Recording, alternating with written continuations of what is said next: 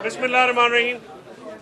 आज Islamabad high court में government की तरफ से जो रिट पटिशन फाइल की गई थी लर्नड एडिशनल डिस्ट्रिक्ट जज के इस फैसले के ख़िलाफ़ के रिवीजन जो है वो मेंटेनेबल नहीं होती है रिमांड रिफ्यूज़ल के ऑर्डर के ख़िलाफ़। तो जज साहब ने एक बड़ा कॉम्प्रिहेंसिव ऑर्डर करके भेजा जिसमें जो है आज पार्टीज़ को भी डायरेक्ट किया गया और लर्नड डिस्ट्रिक्ट जज को ये हुक्म था कि आज आप इसको टेकअप करें। तो आज उन्होंने टेकअप किया और कल के लिए जो है वो हमारी सुनवाई होगी। इसमें देखिए, मैं आपको बुनियादी तौर पे ये बात आज दोबारा बताना चाह रहा हूँ कि उस दिन जिस दिन ये रिमांड रिफ्यूज़ हुआ, मीडिया के लोग अंदर थे, उन्होंने देखा कि डॉक्टर शहबाज गिल साहब के ऊपर टॉर्चर के निशानात जो कि जज साहब की उस उन्होंने कॉन्स्टिट्यूशन में लाए। इनका जो केस है टोटल, ये डॉक्टर शहबाज गिल साहब को टॉर्चर करना चाहते हैं। मोबाइल फ़ोन्स की बात करें, मोबाइल फ़ोन तो हमारी एप्लीकेशन है कि ये चोरी करके ले गए। ये बात नहीं है, एक सोचा समझा मंसूबा है। और ये जैसे आपको पता है पाकिस्तान की तारीख बड़ी भयानक तारीख है सियासत में। भुट्टो साहब के साथ जो हुआ कि वादा माफ हुआ, बनाए गए, तोड़े गए। तारीख ने बाद में ये देखा कि वो गलत फैसला था। ये शहबाज गिल साहब को उन्होंने उस दिन भी कुछ मीडिया ग्रुप्स ने तो गवर्नमेंट के माँ पे ये हेडलाइंस लगा दी कि जी उन्होंने एतराफ़ जुर्म कर लिया। वो आए और उन्होंने कहा कि मैंने ऐसी कोई बात नहीं की। अब हम सब ने सुना, ना ही वो ऐसी स्टेटमेंट अभी तक उन्होंने की है। लेकिन उनको फिज़िकल टॉर्चर, मेंटल टॉर्चर देने का मकसद ये है कि वो पीटीआई की जो लीडरशिप है, जिसको मौजूदा हुकूमत सियासी मैदान में शिकस्त देने में मुकम्मल तौर पे नाकाम हो चुकी है, वो जो लीडरशिप है इंटरनेट इसको हम कहते हैं कि जी कॉन्स्पिरेसी हुई तो मोबाइल चाहिए। अशूरा का दिन, 9वीं 10वीं वाला दिन, ना सिग्नल, मोबाइल कहाँ से इस्तेमाल हुए। उस दिन जो जुडिशल मजिस्ट्रेट साहब ने उनका ऑर्डर किया है उनको जेल भेजने का, उसमें उन्होंने कहा कि आपने 3 दिन उनको रखा है और 3 दिन जो उनको मारा जेल में नंगा करके। अगर कोई ये समझता है कि हमारे पास सबूत नहीं है तो वो अपनी गलतफहमी दुरुस्त कर ले। हमारे पास सबूत भी हैं और वो सबूत हम सामने भी लाएंगे। जिस तरह से ब्रुटैलिटी की गई उनके साथ, जिस तरह से एक प्रोफेसर को, देखिए जो भी एक्यूजेशंस हैं, नो मैटर वो जितनी भी सीरियस हैं, मैं उस पर भी अभी आपको बताता हूँ कि वो जो पूरी एफआईआर है वो पूरा ट्रांसक्रिप्ट मैंने पढ़ा है। उसमें से कुछ लाइनें उठा के एफआईआर दर्ज की गई। आप पूरा ट्रांसक्रिप्ट पढ़ें तो शायद बयान की नौयत ही बदल जाती। उन्होंने भी उस दिन ये कहा कि पाक फ़ौज मोहतरम इदारा है, उससे मोहब्बत करते हैं, और अमेरिका में जो बंदा पढ़ा रहा हो उसमें भी उन्होंने कहा कि मजबूत फ़ौज मजबूत। और ये पीटीआई की एक स्टेटेड पॉलिसी है, इमरान खान साहब कह चुके हैं।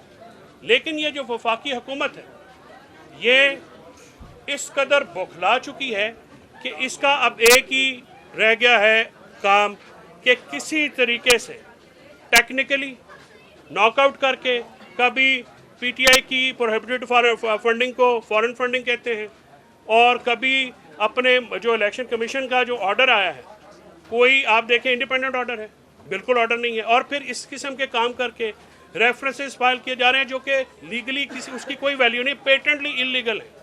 इसी तरह आपने देखा कि 12 महीने की बच्ची जो है रात को 1:30 पौने बजे उनके पौने 2 बजे घर में जाके, ना वारंट ना कुछ, उनके घर में रुक के, और उसका मैं देख रहा था सोशल मीडिया पे, वो खातून ने कहा, इन्होंने कहा कि तुम अपनी बच्ची से कभी मिल नहीं सकोगे। मैं शुक्रिया अदा करता हूँ इस्लामाबाद की मीडिया का, जिन्होंने ये रिपोर्टर्स ने ये मामला उठाया और एक 12 महीने की 10-12 महीने की जो दूध पीती बच्ची अपनी माँ से मिल सकी।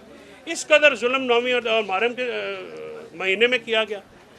ये सारा जो ड्रामा है, फिज़िकल कस्टडी उनकी लेने का मकसद ही सिर्फ एक है कि उनको तोड़ा जाए और उनके ख़िलाफ़, और उनको पार्टी के ख़िलाफ़ इस्तेमाल किया। इंशाअल्लाह हम पहले भी कामयाब हुए, हम कल भी कामयाब होंगे और हम हर सतह पे जाएंगे। डॉक्टर शहबाज गिल के जो लीगल राइट्स हैं, जो कॉन्स्टिट्यूशनल राइट्स हैं, उनको प्रोटेक्ट कराने के लिए हमने आज, मुझे उनकी फैमिली की तरफ से ये इत्तला है कि उन्होंने human rights commission of Pakistan को भी ये लिखा है अपना कंसर्न उनके साथ शेयर किया है।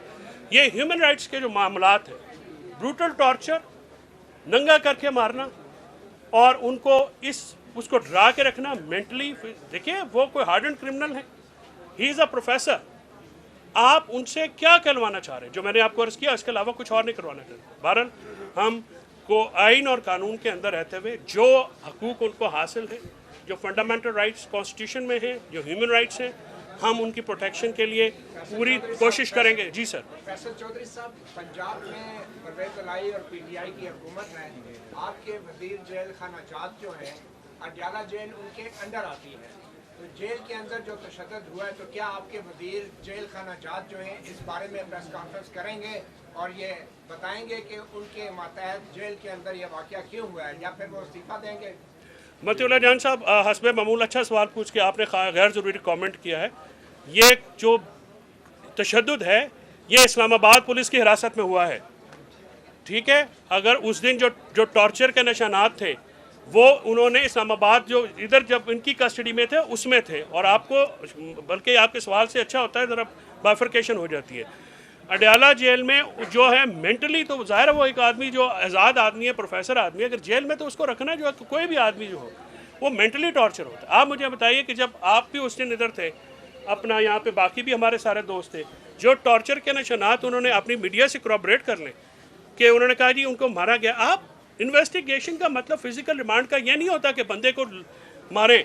यहाँ पे मुसीबत ये है कि हमारी पुलिस उसने एक वतीरा बनाया और आज तक अदालतों ने किसी को सज़ा नहीं दी इस मामले पे। फिजिकल टॉर्चर करना अंडर कस्टडी जो एक्यूज होते हैं, ये ह्यूमन राइट्स की भी वायलेशन है, ये आइनी मामलात की भी वायलेशन है। लिहाजा आपकी मैं सवाल के जवाब में आपको उम्मीद है मैंने दुरुस्त कर दिया होगा सर। जेल जो है किसी और ने भी वारी लान दो। आपका जो वजीर जेल खाना जात है, जी सर, क्या वो अडयाला जेल के किसी भी कैदी का किसी वक्त भी तिब्बी मुआयना नहीं करा सकता? जेलर आपको ज़रा लॉ का शायद पता नहीं है, प्रिजन रूल होते हैं, प्रिजन रूल में ये जेल सुपरिटेंडेंट का काम है और वो मुआयना हुआ है जी। मुआयना जब वो लेते हैं एक्यूज तो प्रिजन रूल के अंदर मुआयना होता है। उस मुआयने में क्या आया है, वक्त आने पे ये भी अक़दा खुल जाएगा और वो अदालत के सामने पेश किया जाएगा। मेरी मजबूरी है, पंजाब हुकूमत ने कह दिया कि तशद्दुद हुआ है। मेरी मजबूरी ये है कि मैंने जो चीज़ें अदालत में कहनी है मैंने सर यहाँ पे नहीं कहनी, मुझे थोड़ी सी वो बारीक लाइन का पता है। कुछ तो कह दिया है। चौधरी साहब, जी सर। अदालत में निशानात कल आपने एक वक्त गया था अडयाला जेल में, वो कह रहे हैं अडयाला जेल के अंदर तशद्दुद हुआ है। कौन झूठ बोल रहे हैं, आप बोल रहे हैं या आपके रहनुमा जेल? नहीं, आपकी मालूमात गलत है और आपके अल्फाज भी इंतहाई गलत हैं। आपके जो अल्फाज हैं वो दुरुस्त होने चाहिए। देखिए आप रिपोर्टर हैं, पार्टी नहीं बनते। आप मेरे से सवाल करें कि आपकी दोनों बयानात में तज़ादात हैं तो मैं आपसे ये अर्ज़ करूँ, आप मेरा बयान सुने, मैं वकील हूँ। जो वहाँ पे गए हैं वो सियासी लोग हैं, मैं सियासी बात पे गुफ्तगू नहीं करता। इधर ये ज़रूर हुआ है कि कल भी कुछ लोगों को मिलने नहीं दिया गया। क्यों नहीं मिलने दिया गया? अगर उनके ऊपर कुछ भी नहीं हुआ और वो उनको मिलने देना चाहिए था, आप भी जाएँ, आप भी मिलें। आप वो कादी हैं, रूल्स के मुताबिक मिलने दिया जाए, क्या हर्ज है? लेकिन इससे पहले इमरान खान साहब की हुकूमत रही और उस हुकूमत में सहाफ़ियों समेत सियासी रहनुमाओं समेत सबकी पॉलिटिकल विक्टिमाइजेशन भी हुई, उनके साथ भी इसी तरह का रवैया। मैं पाकिस्तान बनने से लेके आज तक जिन हुकूमतों ने सहाफ़ियों, ह्यूमन राइट्स कारकुनों, पॉलिटिकल वर्करों या वकीलों समेत 25 मई तक 26 मई तक जो पीटीआई के वर्कर्स के साथ हुआ, मैं सबकी शदीद मज़म्मत करता हूँ। और मैं ये इस बात पे कन्विक्शन है मेरी, मैं इस बात को मानता हूँ कि इंसानी जो हकूक़ हैं और इंसानियत की सरबुलंदी होनी चाहिए। मैं इस किसी भी ऐसी मामलात की सपोर्ट बिल्कुल नहीं। जी भाई, ये तो बता दें कि कौन है वो जिसने कल जो है वो अडयाला जेल में आपकी क़यादत को मिलने नहीं दिया? जब पता लगेगा तो मैं गराइयाँ तेरे साथ शेयर करूँगा, ठीक है? क्यों अचानक अगला मैं हुआ? मेहरबानी। सब्सक्राइब करें और बेल दबाएं ताकि कोई खबर रह न जाए।